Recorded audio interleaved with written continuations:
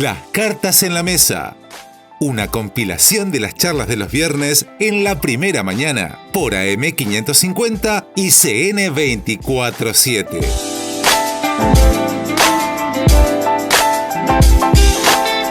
Una charla en profundidad sobre las ideas, los proyectos y los sueños de un país.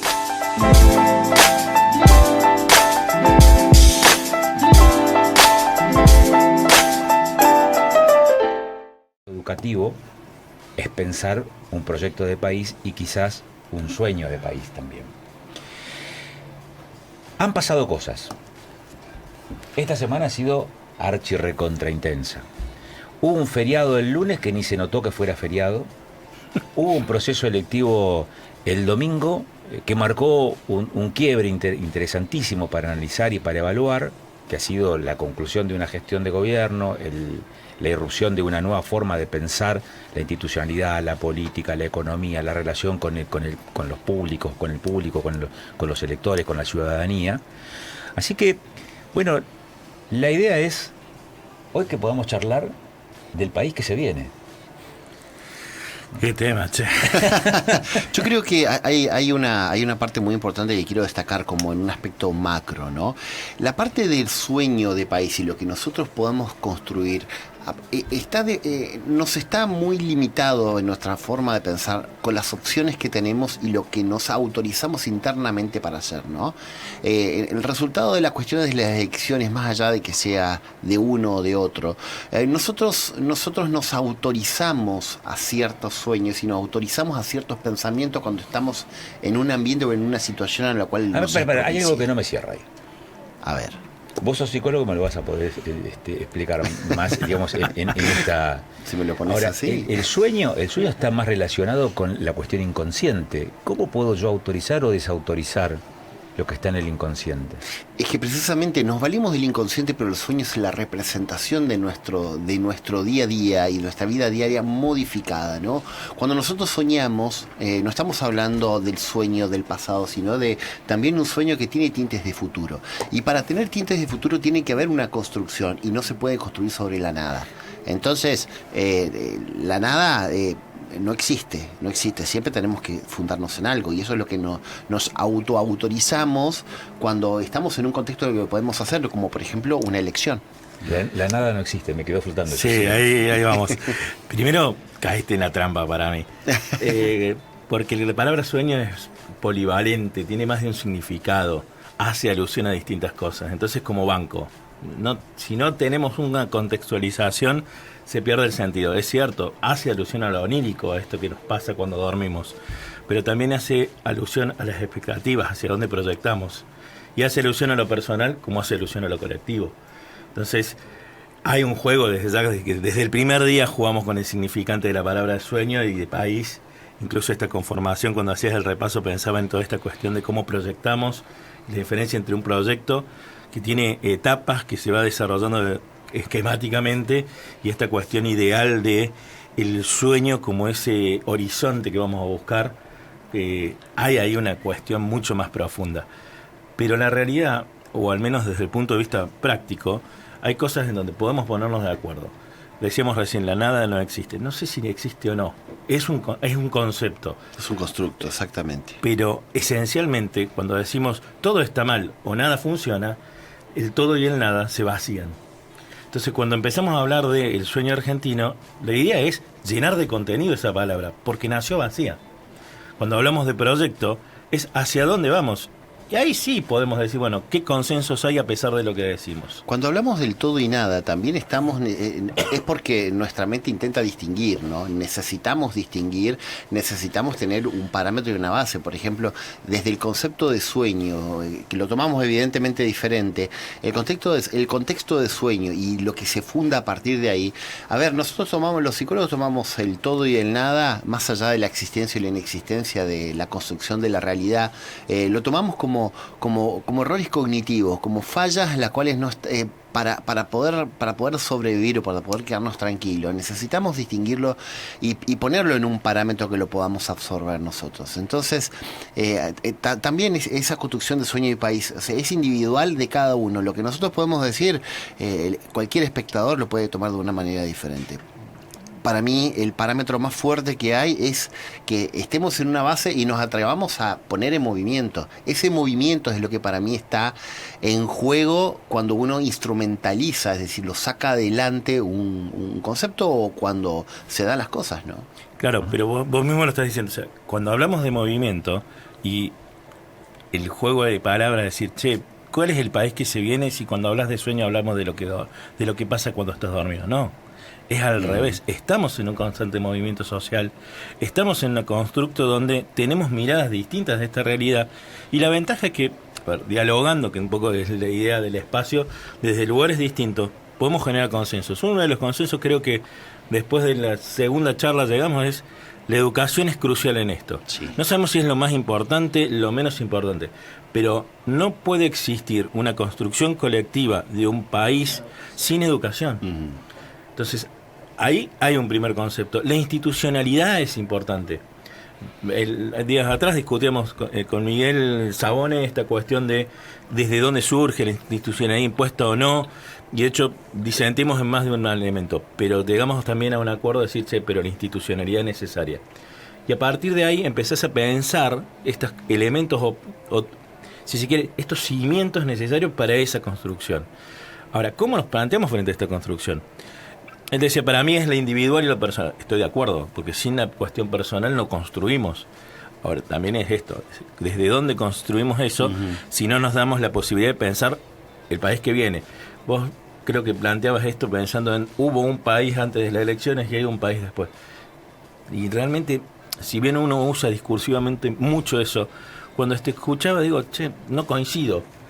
Pero no coincido conmigo mismo cuando lo digo. ¿Por qué? Porque en realidad los argentinos seguimos siendo los mismos.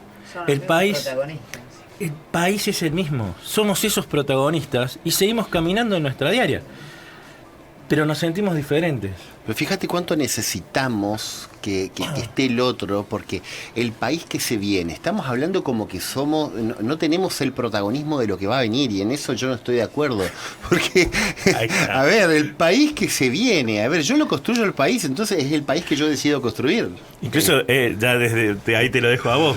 Hay una cuestión de construcción discursiva que marca dos personalidades. Tenemos el país que éramos, el que somos, y hablo de lo que yo era, lo que soy después.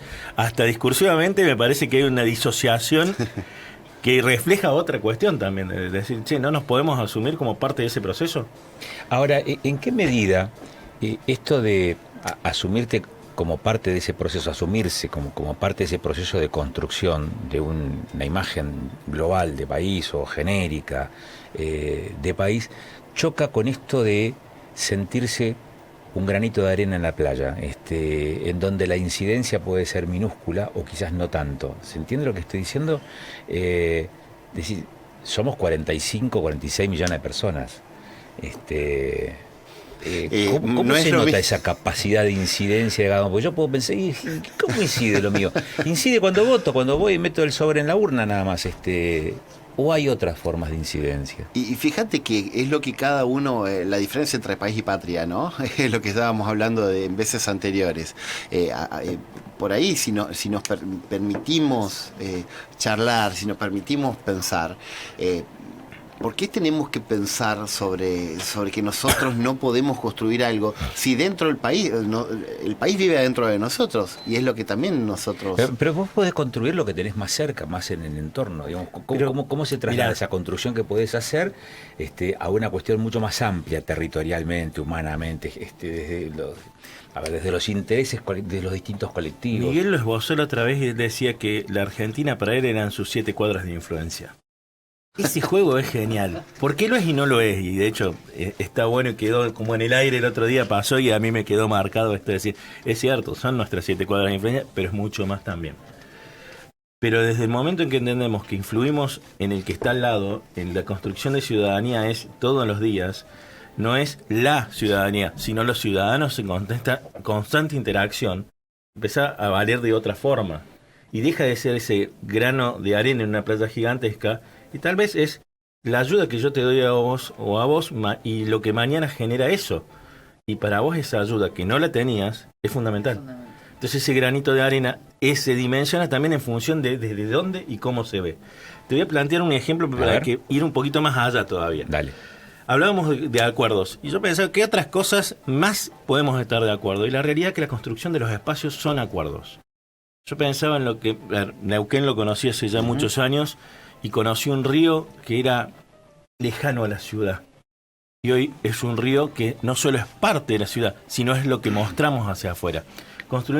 Conocí una Plaza de las Banderas perdida allá arriba, y hoy es un hito de la ciudad. No solo por la cuestión del espacio en sí, sino por la apropiación de la población de ese lugar. El concepto de bardas lo aprendí acá. Y me costó mucho entenderlo, pero hoy no puedo disociarlo a punto tal que voy a otras partes, a Córdoba, y digo, mirá la barda, y me miran como diciendo, ¿de qué estás hablando, extraterrestre? Te cierra esto, te dicen, claro. Esto es cierra, no barda. Pero ese concepto y esa apropiación de esos espacios es parte de la construcción ciudadana. Decimos que las Malvinas son argentinas porque hay una construcción ciudadana, hay un idilio y hay una cuestión de sentimiento más allá de... Sin eso no hay posibilidad de construir un país. Entonces, esos espacios, que en realidad es el espacio de Argentina, pero es la plaza de la esquina, coexisten y son esenciales para esa construcción. Y ahí sí creo que podemos llegar a tener acuerdos, no importa de dónde vengamos. Entonces, cuando hablamos de decir, bueno, ¿cómo soñamos un país? Creo que desde esas cosas chicas, desde ahí empieza. Pero también empieza en respetar un poco esta cuestión de por qué el otro lo considera importante o no, desde dónde. Y me quedé dando vuelta, y aprovecho que lo tengo a alguien que maneja mucho el tema. ¿Por qué terminamos, o qué tipo de personalidad puede implicar esta cuestión de yo hoy me disocio de la realidad del país para decir el país que éramos y el país que somos? Esa cuestión que se da a nivel social, ¿tiene algún arraigambre a nivel personal? ¿Hay una cuestión de traspolar? Estamos acostumbrados a pensar de manera lineal, Marcelo. Estamos acostumbrados a pensar de que la causa existe el efecto y de que un grano de arena es algo muy chico como para determinar una construcción grande.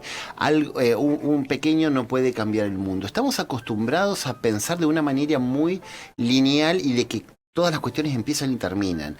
Parte importante para entender cómo debemos construir o autorizarnos a construir es el pensamiento llamado circular, en que todo existe una causalidad, en que nuestros actos impulsan actos del otro, microgestos, microactos, lo cual se vuelven una conciencia, a la larga una conciencia colectiva.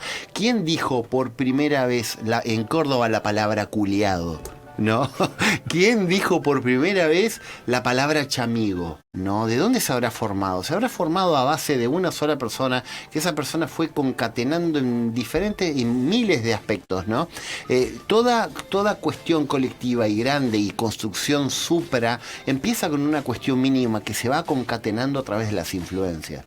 Y solamente si son significativas y si realmente podemos asumirlo y entender que nuestra influencia va más allá del círculo pequeño de los 7, que a ver, lo creo porque técnicamente son 7 ámbitos o 7 personas de las cuales estamos relacionados, pero esas personas están con otras 7 y otras 7 y otras 7 y llegamos a cubrir el mundo entero. Dejemos de pensar de manera lineal. Para la construcción de este nuevo país, para mí tenemos que aprender a pensar en una cuestión macro.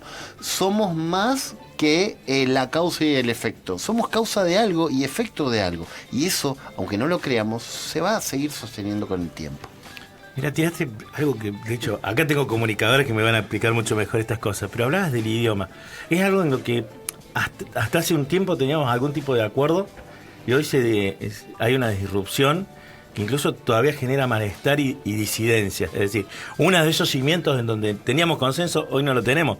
Con el surgimiento del cambio en el lenguaje, con la con las cuestiones de género que se imponen socialmente, y eso sí considero que fue de abajo para arriba, no hubo la mirada, tal vez, y ahí hablamos de cambios, y ahí tenés un ejemplo de un cambio desde otro lugar.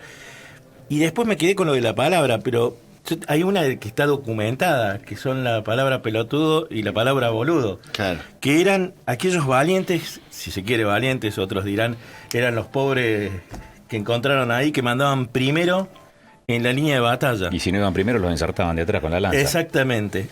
Pero la palabra resignificó cuando se utilizó en el Congreso para referirse a no nos usen de carne de cañón y después no nos usen de tontos. Y hoy no tenemos el concepto anterior. Se cambió. Le ponemos cada uno un concepto a eso. Pero entonces la palabra la construimos. Y no es un consenso explícito, pero hay una construcción en este sentido. Y como pasa con las palabras, no pasa con los espacios. Ahora, yo los escuchaba el viernes pasado y pensaba en esta cuestión de que hablaban del poder. ¿Hasta qué punto ese poder influye o no en estas cosas? Porque si hablamos del lenguaje inclusivo, yo creo que no surgió de las cuestiones de poder. Pero si hablamos de los espacios y la utilización, a veces sí. O sea que a veces sí y a veces no. Bueno, cómo socialmente, desde donde hoy estamos, y acá es esencial la posibilidad de construir consensos, elevamos ese nivel de discusión, porque en definitiva es esto. Dejemos de matarnos. Yo creo que la primera vez que charlábamos daba este ejemplo de nos vemos como enemigos porque uno es de Boca y otro es de River. Y la verdad que si entendemos que lo que nos une es el amor por el fútbol y todo lo que hace al fútbol, la cuestión de sentimientos se acaba si por eso perdemos las cosas esenciales de la sociedad. Nos pasó con el fútbol, perdimos la posibilidad de los visitantes en las canchas de fútbol. Ahora, esos consensos sociales son construibles nuevamente, o deconstruidos en algún momento. Yo creo que la primera cuestión es decir, bueno, yo sé que no coincido en un montón de cosas con él, lo hemos planteado, hemos discutido esa disidencia y hemos ido construyendo consenso. Bueno, está abierta la puerta a empezar a pensarlo desde otro lugar. ¿Este es un tiempo el que se avecina de consensos? Tiene que haber, tenemos que estar obligados a algo, a consensuar o a no consensuar. Eso es lo que va a decir las circunstancias. Entonces es una cuestión de actitud. Más que no precisamente de actitud, pero yo creo que acá se pone en tela de juicio el hecho de que si vamos a decidir construir algo en lo cual decidamos incluir al otro o no. Y también, obviamente, tenemos que romper un estatus, que también romper el estatus o de lo que está es difícil. Así que sería muy interesante ver cómo funciona. Mira, ahí te voy a responder desde mi lado. Para mí, filosóficamente, todo tiempo es de consenso. Ahora, si me decís, estoy obligado a consensuar, ya no hay consenso posible. Entonces, hay una dicotomía que me parece que es constante. Como sociedad creo que sería sano trabajar desde el consenso. Entiendo que la obligatoriedad o la imposición es parte del proceso. Porque en una sociedad no puedes tener conforme a todos, pero sí puedes buscar el bien común. Y son dos cosas distintas. Entonces, lo primero que hay que hacer es empezar a entender, y lo segundo es... Lo segundo, pero no menos esencial, el respeto por la mirada del otro. Bueno, acabas de tirar ahí, primero, ¿qué entendemos por el bien? y qué puede llegar a ser común. Pero lo dejamos para la próxima. Dale. Como el sentido. Son casi las 10, nos quedan algunos segunditos nada más. Terminamos esta mesaza de hoy. Fernanda, nos vemos la semana que viene. Exactamente. Nos estaremos. Las cartas en la mesa. Una compilación de las charlas de los viernes en la primera mañana por AM550 y CN247.